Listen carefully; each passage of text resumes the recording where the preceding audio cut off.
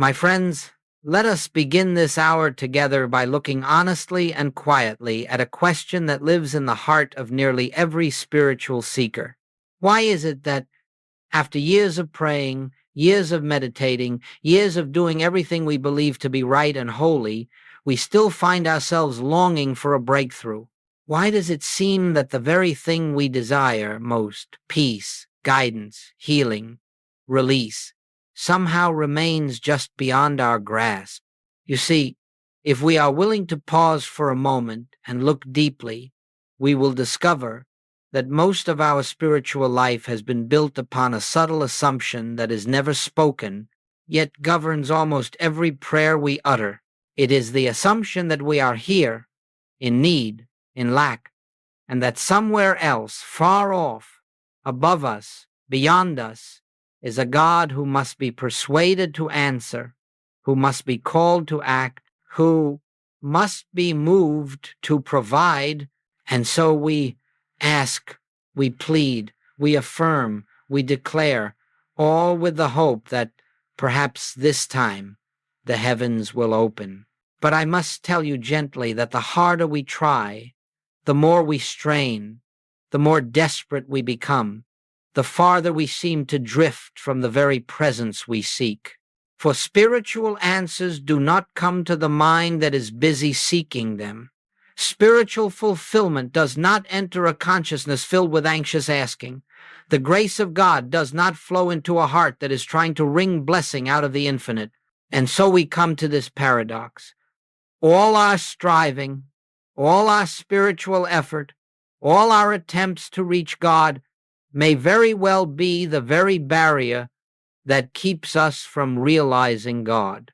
I am not speaking theory, I am speaking from experience, from years of discovering that nothing is withheld from us except by our own belief that we must attain it. And so in this hour, I invite you to join me in a new approach, a gentler approach, the way of recognition, not the way of pleading with God, not the way of wrestling with problems, but the quiet acknowledgement that the presence we seek is already here, that the life we desire is already within us, that the answers we have been begging for have never once been absent.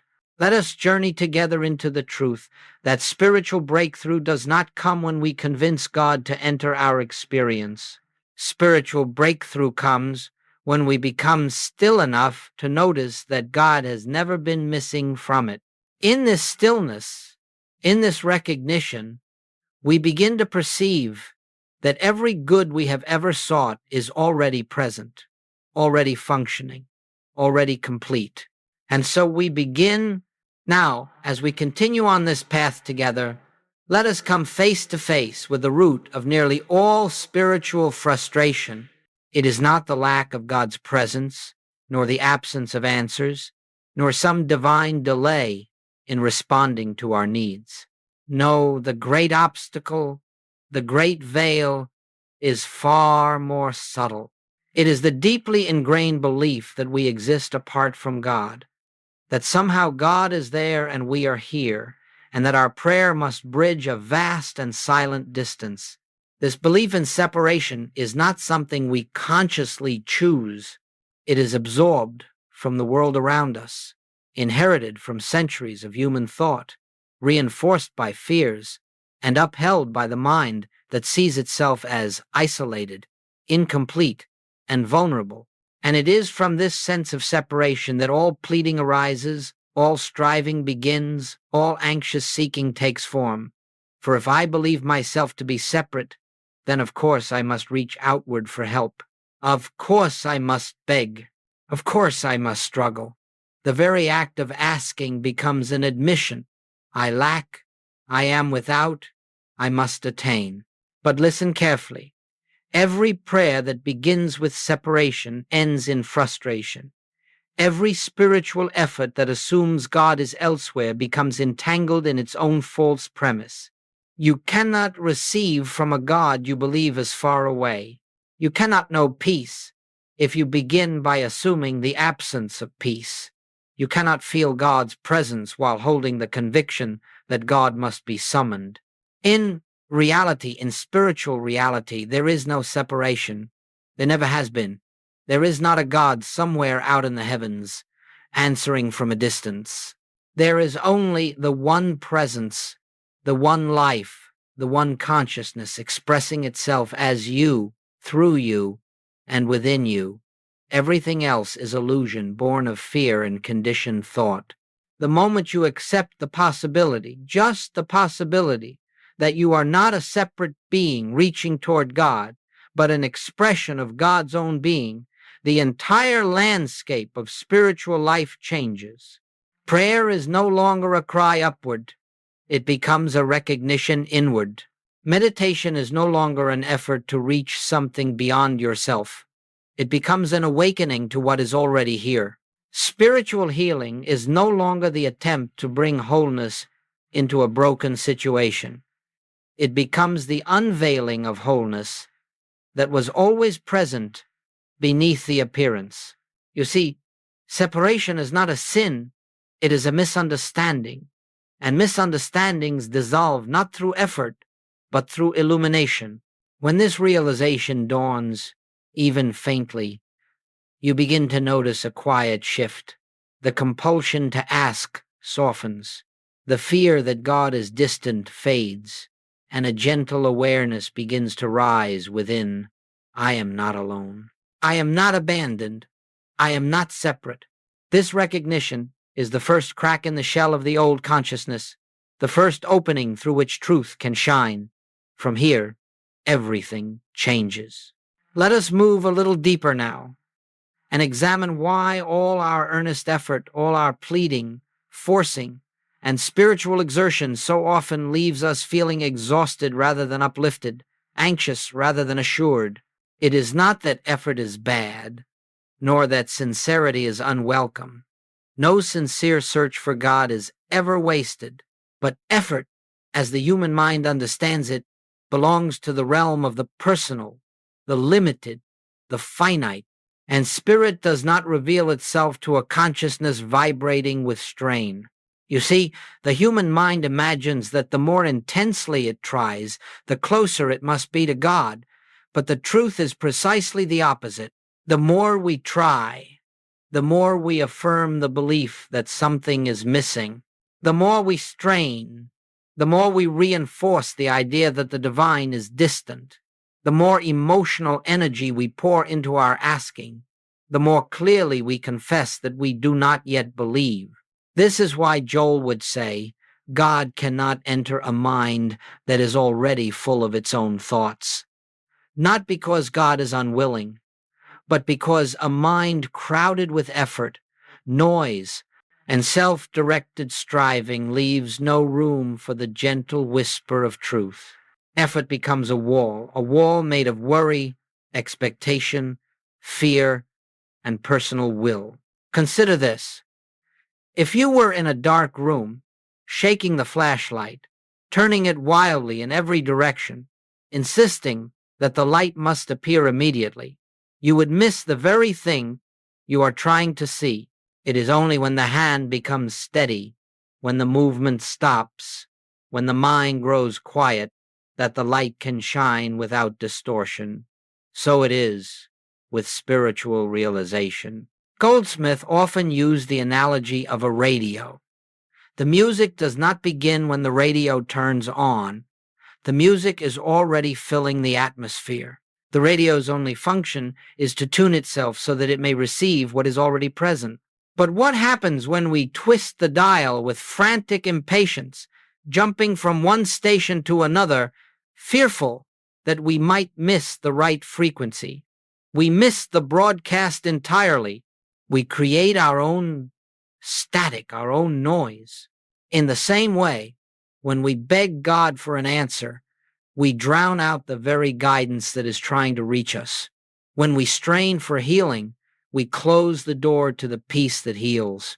When we demand supply, we blind ourselves to the abundance already flowing toward us. Effort is noise. Recognition is silence. Effort seeks God. Recognition beholds God. Effort says, something must change. Recognition says, truth is already present. And so I say to you gently, there is nothing wrong with your desire for clarity, for healing, for direction. But begin to notice the inner movement behind your desire. Are you straining to make something happen?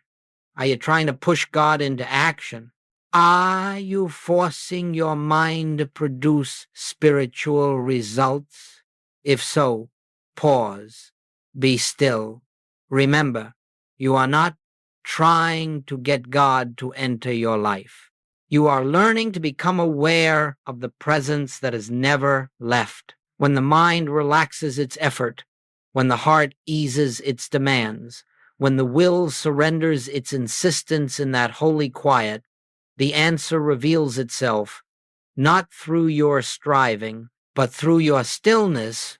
Now let us step into one of the most liberating truths ever revealed to the awakened heart, a truth so simple, so direct, and yet so revolutionary that when it is understood, even faintly, the entire nature of spiritual life is transformed.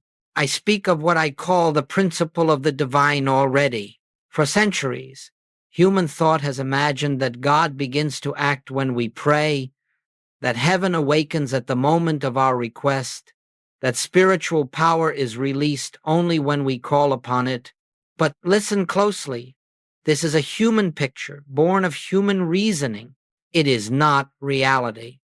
In spiritual truth, God is not waiting to be summoned. God is not responding from afar. God is not activated by our words or stirred into motion by our needs. God is already fully present, fully active, fully complete, not partially, not sometimes, not when conditions improve, but eternally, unchangingly, wholly present in every moment. The problem is not that God withholds. The problem is that we do not recognize. Imagine for a moment a room filled with sunlight.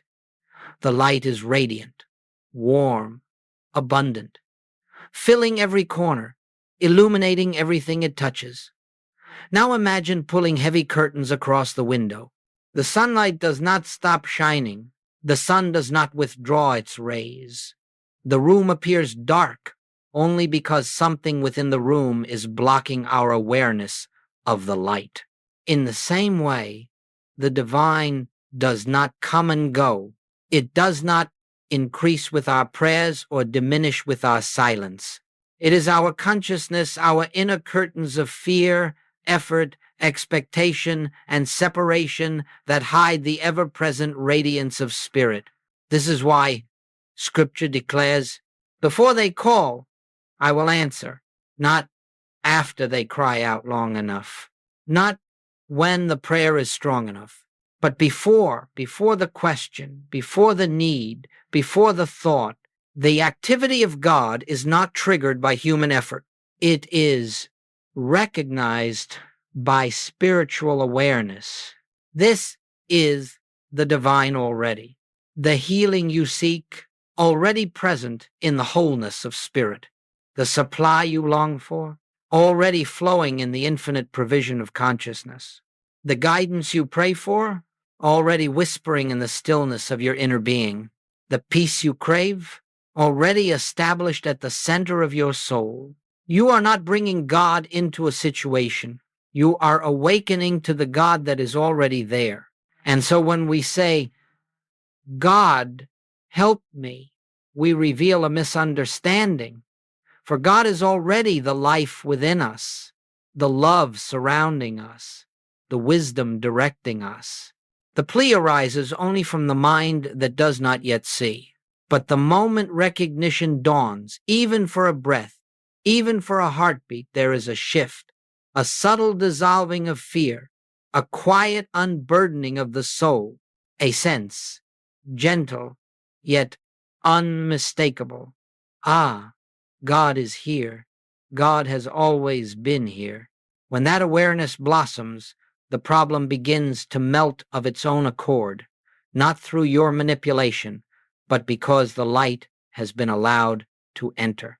This is the meaning of spiritual demonstration.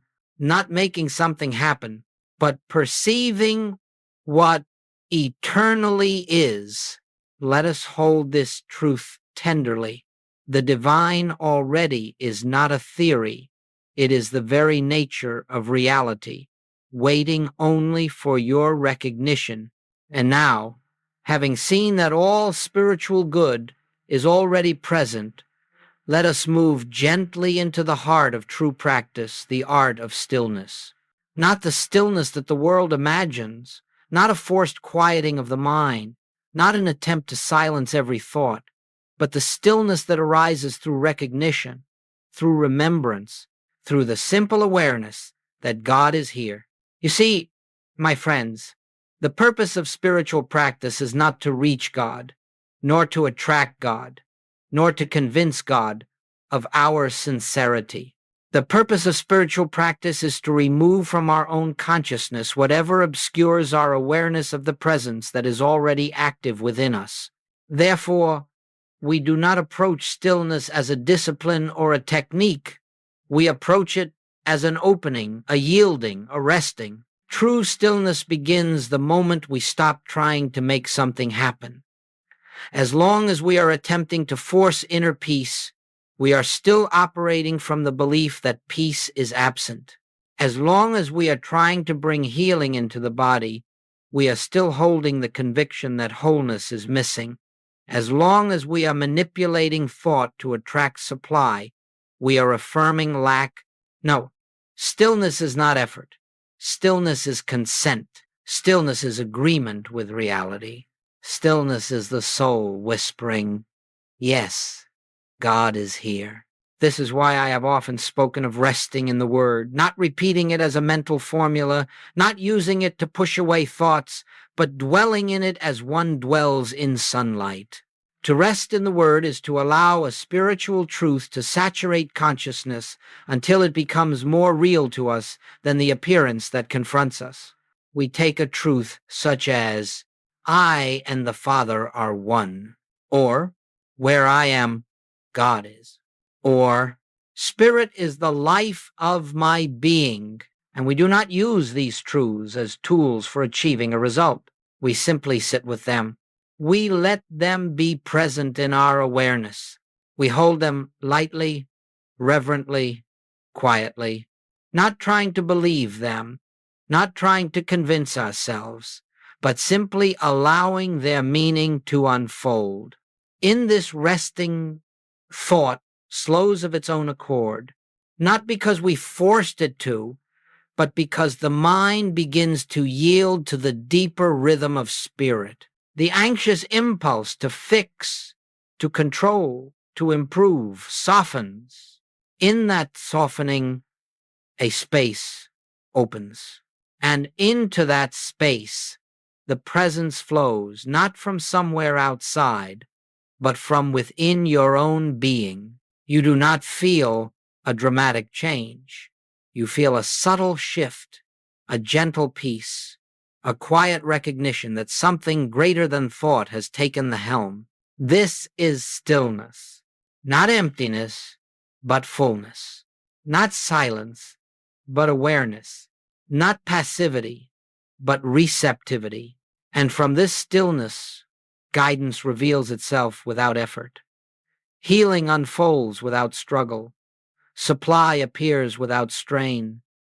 Relationships harmonize without manipulation, not because we made these things happen, but because we became receptive to the harmony that was already present. So let us remember, you cannot enter stillness through effort, for effort belongs to the personal sense of self. You enter stillness through recognition, through surrender, through the quiet willingness to rest in the truth of your oneness with God. Let us now allow these principles to take form in the realm where most of us feel the strain of daily living. For truth, my friends, is not abstract. It is not reserved for sacred spaces or spiritual retreats. Truth is practical. Truth is alive. Truth is the very substance of our experience when we allow it to reveal itself. And so, let us look at how recognition, not effort, not pleading, not mental manipulation, quietly transforms life. I speak first of the individual burdened by financial fear. You know this fear. Well, the whisper that says, there is not enough. I must secure my future. I must strive harder. I must make something happen. And so the mind races, anxiously searching for opportunities, calculating, worrying, anticipating loss. In this turmoil, there is no room for the still voice of guidance.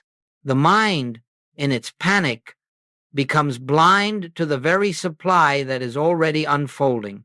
But when this individual begins, even for a moment, to rest in the truth that supply is not external, that supply is the activity of spirit, the expression of infinite consciousness, something changes. They are no longer fixated on the problem. They are no longer trying to force a solution. Instead, they sit quietly and acknowledge, God is the abundance of my being. All that is necessary is already present within the one life expressing as me. And in that awareness, the mind ceases to choke the flow. Opportunities that were previously invisible become clear. Ideas rise naturally. A direction appears. It is not that supply suddenly arrives. It is that the individual becomes aware of what was there all along. Consider another who struggles with physical discomfort or illness.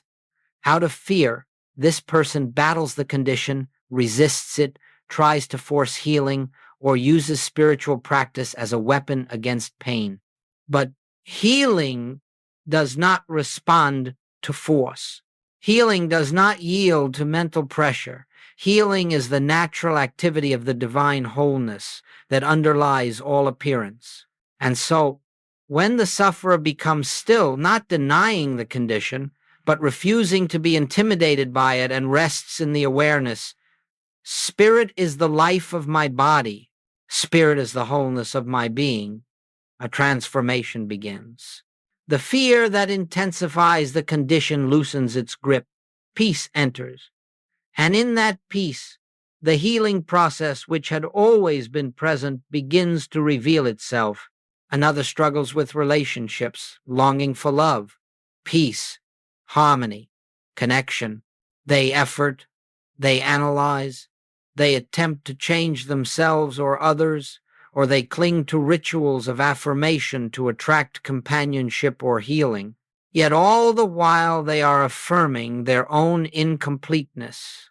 But when stillness dawns and they recognize, I am already whole, I am already complete in God, I do not need to get love, I am the expression of love itself, something subtle shifts. They stop seeking from emptiness. They begin meeting others from fullness. They stop grasping and start allowing. And in that transformation of consciousness, relationships naturally harmonize, not because people have changed, but because the individual's perception has, in each of these examples, notice what is common. The outer condition did not change first. The individual did not use spiritual truth to force an outcome. Instead, they rested in awareness, and the outer situation reorganized itself around that recognition. And so, I remind you, spiritual practice is not the attempt to fix appearance. It is the unveiling of reality. When you recognize the divine already, the appearance yields. When you rest in truth, the illusion dissolves. When you stop demanding, you begin receiving. For the world changes only when consciousness changes. And consciousness changes in the moment you recognize that God is already present, already functioning, already complete as the very essence of your being. Now, as we walk deeper into this sacred journey, it becomes important, gently, honestly, to recognize the obstacles that naturally arise as consciousness shifts from effort to receptivity, from separation to oneness, from asking to recognizing. These obstacles are not signs of failure. They are not punishments, nor are they signs that truth is not working. They are simply remnants of the old consciousness, the old conditioning, the old way of seeing. And when we understand them, they lose their power. The first obstacle is impatience. Once we taste a moment of inner peace, once we glimpse the principle of the divine, already the human mind immediately says, "Now let it happen. Let the healing come. Let the supply appear. Let the condition change." It wants proof. It wants speed. It wants results. But my friends, spiritual unfoldment is not measured by time. Consciousness does not bloom on command. When you feel impatient, it is simply the old self returning, the self that believes outcomes depend on your effort or your timeline. And so when impatience appears, let it be a signal. Return to stillness. Return to the recognition that God is already functioning and that nothing needs to hurry. Another obstacle is the mind's tendency to form mental pictures of how the answer must appear. You may say, "I know God is my supply," but then the mind quietly insists, "And supply will come through this job, this opportunity, this person." Or you may say, "I trust in healing," while imagining exactly how the healing must unfold. But spiritual supply is infinite. It cannot be confined to one channel. Spiritual healing is whole. It cannot be limited to a single method. When we cling to mental pictures, we close the door to the infinite ways God may express. Therefore, when you catch yourself insisting on specific outcomes, gently release them, open the hand, open the heart, say within yourself, "This or something far greater," in the way that divine wisdom ordains.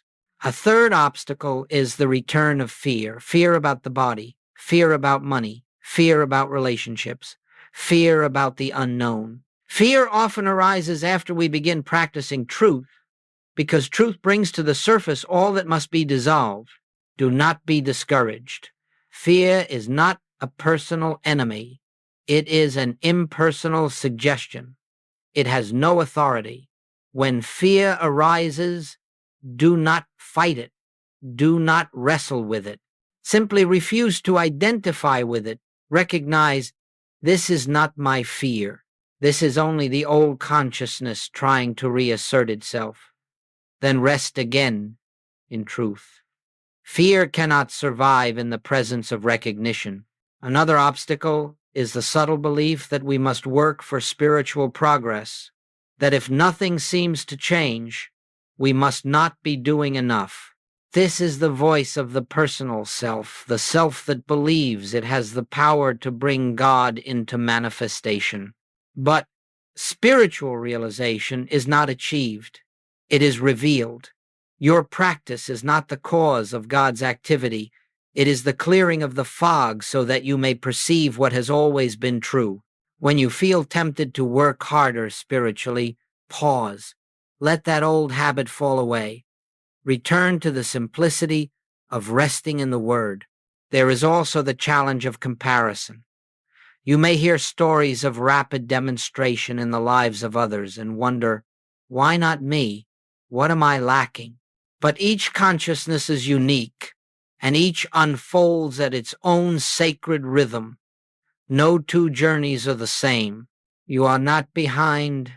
You are not delayed. You are simply unfolding in the exact way your soul requires. Trust the pace of your own awakening. And finally, there is the obstacle of appearances worsening before they dissolve. This, too, is something deeply misunderstood. Often, when truth begins to work in consciousness, the outer picture seems to intensify. Problems may appear larger, symptoms may seem stronger, finances may appear tighter, but this is not regression. It is the breaking up of the old form. It is the dissolving of the illusion. The appearance rises only to be released. The caterpillar dissolves before the butterfly emerges. Do not judge by appearances. Do not fear the temporary turbulence. Stand still, rest, recognize. Every obstacle is an invitation. Every challenge is a doorway. Every resistance is the old self releasing its hold. And through it all, the presence remains unchanged, unwavering, already here. No matter what arises, your refuge is always the same: stillness, recognition, and the quiet knowing that God is already functioning at the center of your being.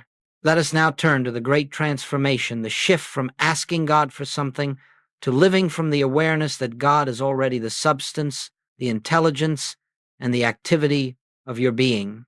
This shift is subtle. It does not announce itself with fireworks or spiritual drama. It comes quietly, gently, almost imperceptibly. And yet, once it dawns in consciousness, it changes the entire way you move through life. For as long as we ask God for things, for healing, for supply, for direction, for protection, we are still thinking of God as something outside ourselves. We are still approaching the infinite as though it were separate from the life we are living. And in that very act, we place ourselves back in the realm of lack, of need, of striving. We become beggars at the gate of our own kingdom. But the moment we begin to recognize, even faintly, that all spiritual good is already present, that the kingdom is within us, that the presence is our own life, a new posture emerges. Asking becomes unnecessary, not because we no longer desire good, but because we perceive that good is the very nature of our being. Prayer becomes listening rather than pleading.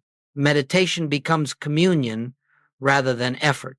Life becomes a flowing expression of grace rather than a struggle to attain. You will notice this shift first in the small things, where once you would anxiously ask, "What should I do? What decision should I make?"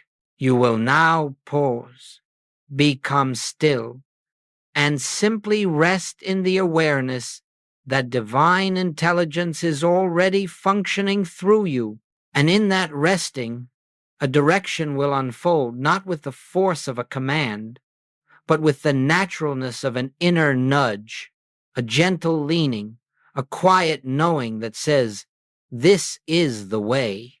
You will notice it when challenges arise, where once you would cry out, "God, fix this, remove this, heal this," you will now remember, God is already here. Wholeness is already the truth. You will sit in stillness, not to change the circumstance, but to recognize the presence within it. And as that recognition deepens, the outer appearance will shift, not because you demanded change, but because the false sense of separation has dissolved. You will notice it in your relationships, where once you may have sought love or validation from others, you will begin to feel the fullness of love within you, expressing as you. And from that fullness, you approach others not to receive, but to give, not out of need, but out of abundance. And in that giving, harmony appears effortlessly. You will notice it in your sense of purpose, where once life felt like a series of decisions you must make, battles you must fight, steps you must take. Now you begin to feel carried. You begin to feel that life is living you, that something greater is moving through you, that you are being guided, led, and supported in ways the human mind could never fabricate. This is what it means to live by grace. Grace is not a reward. Grace is not a special intervention. Grace is the natural activity of God realized in consciousness. When you are no longer trying to make things happen, when you are no longer begging the infinite to intervene, you step into a new rhythm, the rhythm of trust, the rhythm of awareness. You begin to act, not from anxiety, but from inspiration. You begin to speak, not from fear, but from clarity. You begin to move, not from personal will, but from divine impulse. And life, my friends, begins to unfold with an ease, a harmony, a quiet beauty that the striving mind could never achieve. You discover that the answers were never far away. They were simply waiting for your recognition. You discover that God was never silent. You were simply too noisy inwardly to hear. You discover that healing was never withheld. It was simply overshadowed by fear. You discover that supply was never limited. It was simply unseen through the lens of lack. This is the shift. This is the spiritual awakening. This is the moment when you cease being the seeker and become the beholder, the witness to the divine activity already present in your life. And from this awareness, life becomes not something you struggle to manage, but something you gracefully receive moment by moment, breath by breath, revelation by revelation. And now, my friends, as we bring this period of contemplation to its close, let us gather the threads of truth that have been laid before us and return once more to the quiet center of our being. For all that we have spoken of the end of striving, the dissolving of separation, the recognition of the divine already, the practice of stillness, the emergence of grace, all of it points to one simple, eternal reality. God is here. God has always been here. And nothing is required but our awareness of this fact. You began this journey perhaps with a sense of longing for answers, for change, for relief, for breakthrough. And that longing was sincere. It was the soul's own impulse urging you toward higher understanding. But now you know that the fulfillment of longing does not come through greater intensity of effort. It comes through the quiet recognition that what you long for is already within you, whispering, waiting, ever present. If there is one truth to carry with you, let it be this. You do not need to persuade God. You do not need to convince God. You do not need to awaken God. You need only become aware of God. This awareness is your refuge. It is your strength. It is your peace. And it is available to you in any moment you choose to become still. So as you step back into the world of tasks and responsibilities, do not leave behind this inner sanctuary. Do not imagine that spiritual awareness belongs only to the hours of meditation. No, it is meant to permeate your day, to color your interactions, to guide your decisions, to reveal itself in the ordinary moments where you least expect it. When fear arises, return to recognition. God is here. When impatience stirs, return to stillness. All is already complete. When confusion appears, return to trust. The wisdom of spirit is living me. When lack suggests itself, return to truth. The fullness of God expresses as my life. Each return strengthens the awareness.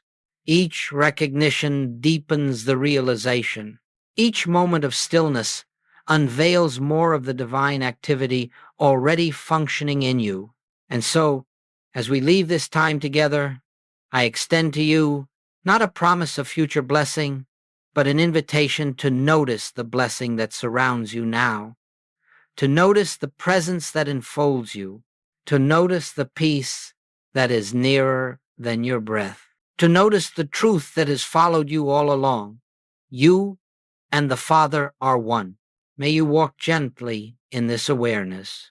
May you trust the unfolding of your path. May you rest in the assurance that nothing is missing from your life, because nothing is missing from God.